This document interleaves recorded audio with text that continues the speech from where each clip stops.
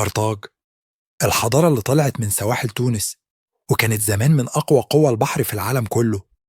تخيل إن الأرطاجيين سيطروا على طرق التجارة في البحر المتوسط بالكامل، وكان عندهم أسطول بحري رهيب يخلي أي دولة تحسب لهم ألف حساب.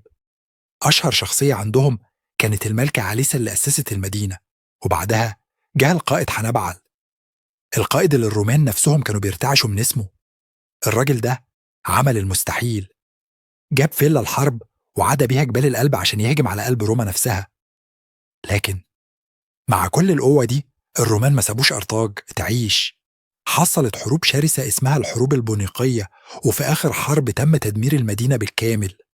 روما مسحت أرطاج من التاريخ، لدرجة إن المؤرخين بيقولوا إنهم رشوا الأرض بالملح عشان المدينة ما تقومش تاني.